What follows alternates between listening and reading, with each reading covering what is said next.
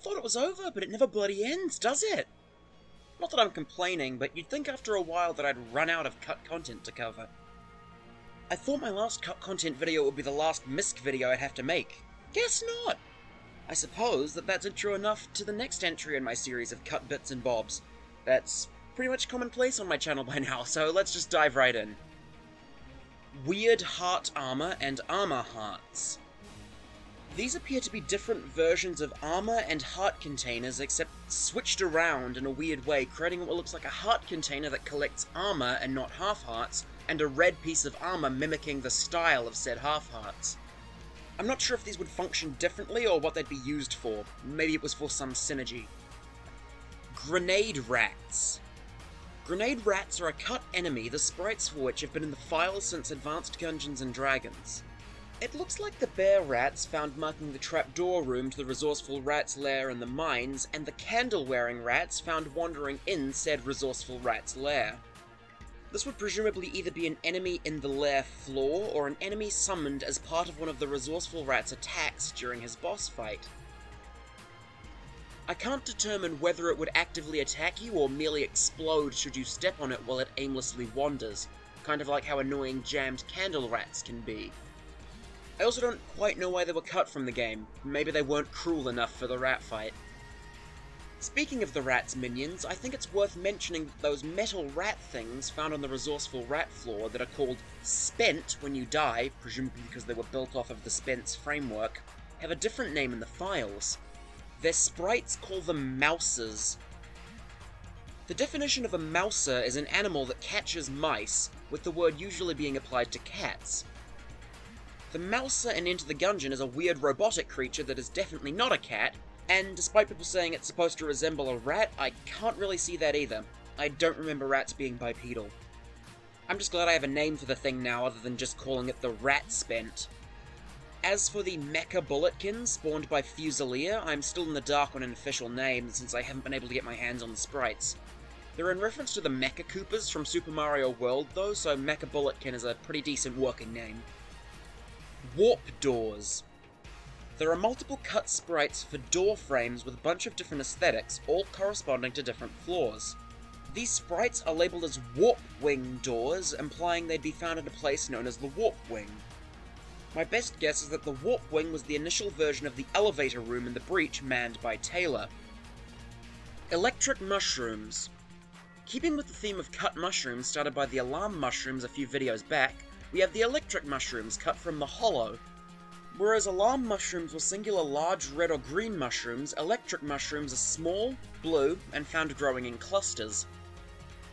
Now, sadly, I don't think electric mushrooms actually did anything more than serve as decoration in the hollow, and I'm not sure in the end why they were cut. Sewer pipes. These sewer pipes have been kicking around in the files for a while, but I've not mentioned them till now.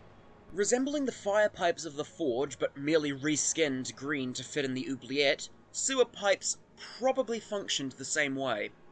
When the cap on the pipe was shot, they would likely have burst, and started spraying awful and probably acidic filth all over everything and anything unfortunate enough to get in the way. It would also probably inflict poison instead of fire, as fire really wouldn't make sense in this case. Statue name updates. Due to being finally able to get my hands on the individual sprites for all the unused shrines used in AG&D, I can now tell you that these two shrines are named Artemisel and Dagon, respectively. Artemisel is obviously referencing the Greek goddess Artemis, and it's also a pun on her loading missiles into a bow. As for Dagon, nothing comes to me off the top of my head, but it's probably referencing something else, whether mythical or modern. The Scholar. I was doing a bit of digging into old interviews with the Dodge Roll team while Gungeon was still in development, and I came across something of note. In an interview with IndieMOTH on N4G, Dodge Roll designer Dave Crooks was asked about the playable characters who would appear in the game. He responded with the following. When a player begins the game, there are 4 characters available to them: the Pilot, the Convict, the Marine, and the Scholar. Due to this, I'm fairly certain that the Scholar was an early development name for the Hunter, with the progression of names being Scholar, Guide, Hunter, since the Guide is a lot more common unused dev name for the Hunter. I was curious as to if there was anything in the sprite or text dumps relating to the Scholar, so I searched through, and found nothing. almost nothing. There's this single chunk of code gibble-de-gab that seems to relate to the death scenario of a character referred to as the Scholar. I'm not pretending to be able to read it. I love Gungeon, but its code is still a mystery to me. However, the chunks written in English do allow me to infer some things.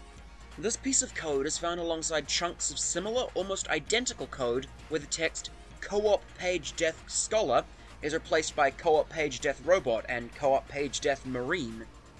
Each character seems to have one of these blocks of code for themselves, even the Cosmonaut Ninja. Every character, that is, except for the Hunter.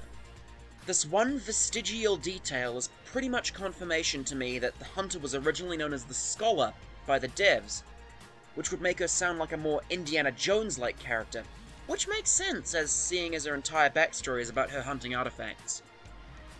Finally, we have this set of 4 sarcophagi, each depicting some freaky thing.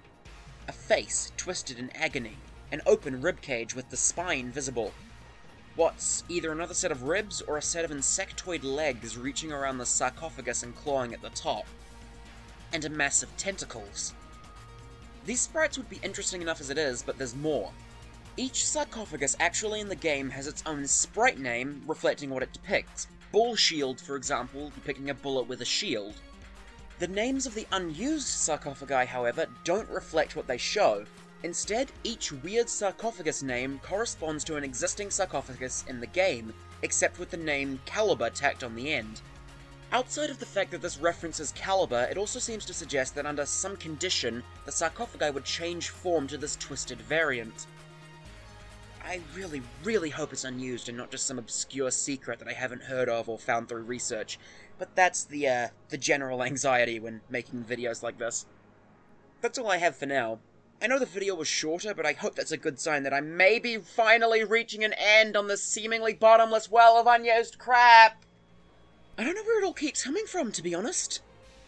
On a different but related note, I'm making a video dedicated to all the weird and wonderful cut guns from the game, so you can all look forward to that, as well as a couple more lore videos. Basically, I'm doing a lot, and I hope you enjoy it. Anyways, now I've got to go and find a 4-letter word rhyming with cardinal so that I may appease the gremlin man living in the foundations of my house. See ya!